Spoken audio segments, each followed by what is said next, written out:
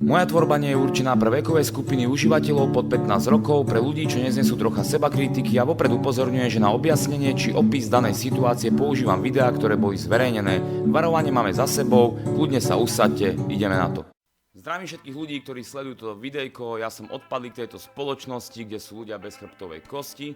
No mám tu teda pre vás dneska takú menšiu reakciu a hlavne moje vyjadrenie ohľadom posledného fenoménu YouTube, posledného mesačného, alebo koľko tento ošial trval, a mám tým na mysli Aleš Beyer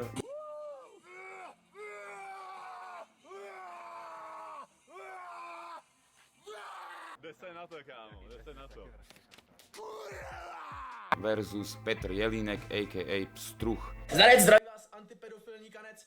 Jardo, jsi léčitel Mr. Reiki. Tak jak to, že jsi neporadil se svým nateklým hematomem? A do něj!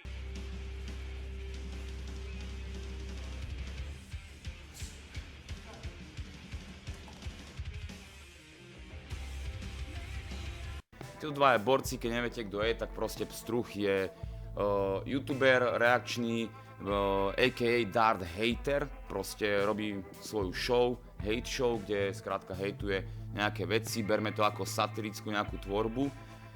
No ale teda na druhej strane zase máme Aleša Beyera, ktorý je známy ako Psychopat Beyer, ktorý robí securityaka, pomáha bezdomovcom, je to taký náš Ježiško, troška vymetený. No ale potom zase tu máme ďalšieho youtubera, alebo v kvázi on ani nie je youtuber, má svoj kanál, robí nejaký content, takže je v kvázi youtuber, aj keď sa za neho nemusí považovať.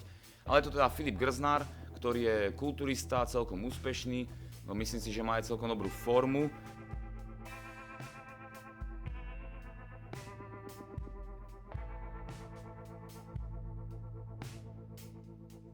No ale teda každopádne je to aj taký troška, by som povedal, že feťačík, keď určite dáva steroidy.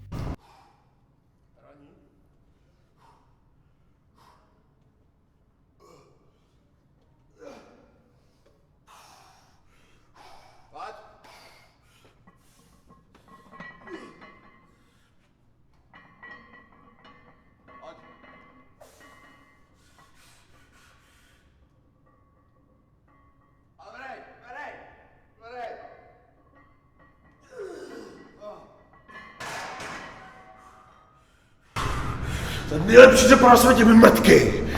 Ale to je úplne jedno, nechcem ho súdiť, nehovorím, že ja som bol čistý, z rukou na srdci to povedať nemôžem. No ale dobre, OK, každopádne, ten zápas, ktorý sa stal medzi Pstruhom, teda Petrom Jelínkom a Alešom Beyerom, si myslím, že dopadol jak dopadol a dopadol podľa mňa veľmi dobre. Borci to mali podľa pravidel MMA, všetko prebehlo podľa mňa, čo som videl videá, asi všetky. Za jednu noc som pozeral si všetky videá, jak zo zápasov, tak aj reakčné a tak ďalej, a ja môžem povedať, že podľa informácií a podľa všetkého, čo som ja videl, si myslím, že to bolo dosť dobre spravené, dosť dobre to aj skončilo, vyhral ten lepší, o tom vlastne to celé je, nech vyhrá ten lepší, a ja si myslím, že Pstruh bol lepší, lebo sa naozaj pripravoval, jak aj mentálne, tak aj fyzicky, dával o tom videjka proste.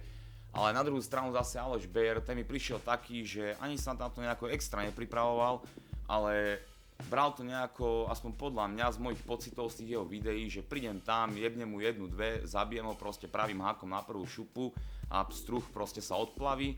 Bohužiaľ stalo sa to naopak, respektíve všetci vieme, ako to dopadlo, prehral Aleš vzhľadom na jeho nešportové chovanie počas celej doby, jak aj predzápasovej, tak aj počas zápasu, tak aj po zápase sa choval jak psychopat, ale však dobre, je to jeho maska. Vy sa tiež možno pýtate, prečo má masku, práve kvôli tomuto, lebo všetci na YouTube majú masky, ale keď chcete, tak ja si ju dám aj dole. Mne to je jedno, ja tu mám videjko, kde mám svoj skurvený ksicht už pred týmto videom. No ale teda zápas udial sa, bol skvelý, gratulujem Pstruhovi k výhre a Alešovi by som odkázal, že bylo to do očí.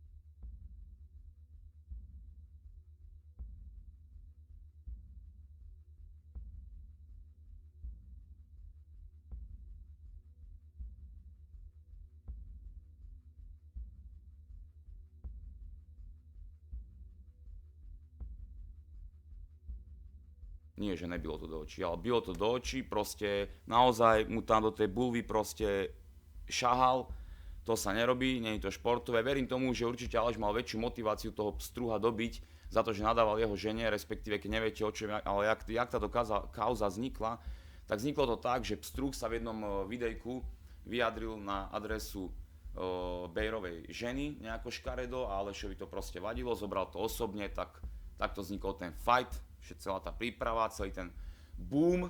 No a teraz je možné, že YouTube zažije druhý boom na základe toho, čo povedal Aleš. Za psychopati, ale my akorát jedeme z práce, kdy mě napadlo udělat takový krátký video. No, co je roky, tak to řekni. No tak on to zase chce říct roky.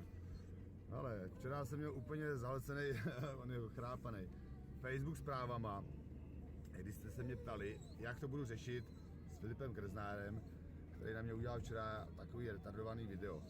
Ale lidi, takže pro vás, pro všechny. S Fílou jsem domluvený. Kdy teda on původně to chtěl řešit přes Swagelift.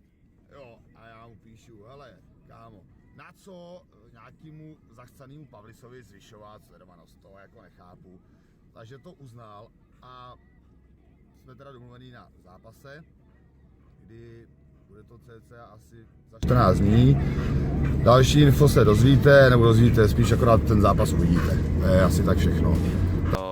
Že teda plánuje nejaký ten fight s Filipom Grznárom, čo ja si myslím ľudia, že keď títo dvaja sa stretnú, to bude veľmi zaujímavé. Ja si myslím, že jak aj Filip má veľkú šancu, tak aj určite Aleš. Obidvaja majú nejaké kvality a nejaké tie skúsenosti. Filip, jak som spomenul, kulturista proste, Aleš zase síce smrdí testosterónom, nemusí byť na zahodenie, ale zase robí security, aká môže mať aké odhodlanie, ale myslím si, že Aleš bude mať konkrétne už teraz veľkú nevýhodu. Podľa mňa psychicky bude určite menej pripravený ako kdokoľvek asi, lebo myslím, že Aleš to dosť dojebal aj svojou prezentáciou, aj tým zápasom. Ten pstruh tam má naozaj dominanciu. No a teda k tomuto zápasu dojde, tak si myslím, že to bude také vyrovnané. Neviem si úplne dovoliť odhadnúť víťaza, ale myslím si, že to bude dosť vyrovnané vzhľadom na váhu Filipa a jeho špecifikáciu, že je to kulturista, nie je to fighter, ale určite by som ho nepodceňoval. Ale všetci vieme, ako to býva, keď je Dávid a Goliáš, keď niečo nejaký malý proti nejakému veľkému, tak nie je to vždy také, že ten veľký ho proste zašlapí, rozdúpe, zničí. Nie je to tak, nie je to pravidlom. Takže ja sa určite teším, až niečo také bude. Ja si tentokrát myslím, že sú iba dve možnosti, že dopadne to nakoniec tak, že fight sa udeje, oni si na tom zarobia nejaké peniaze, veď možno aj celá tá kauza teraz medzi nimi môže byť vyvolaná umelo, že oni sa dohodnú, cez videá sa budú hejtovať, my to budeme sledovať, bude to mať úspech a ten samotný fight možno nebude už robený cez Swagelift alebo inú nejakú spoločnosť, natočí sa to na nejakú horálku, na nejaký skurvený telefón a vydá sa iba raw video odtiaľ a hotovo. Takže ja si myslím, že tiež to bude aj tak zaujímavé, bude zaujímavé pozerať týchto borcov. A buď to teda skončí na body, alebo to skončí kaučkom a tým myslím pre Aleša a Filip o tom asi roztrhne. No ale uvidíme každopádne ľudia, ak sa vám páčilo video, hoďte odber, hoďte like a napíšte mi do komentu, kto si myslíte, že by tento fight vyhral. Som zvedavý na vaše názory. Vidíme sa pri ďalšom videjku ľudia. Čaute.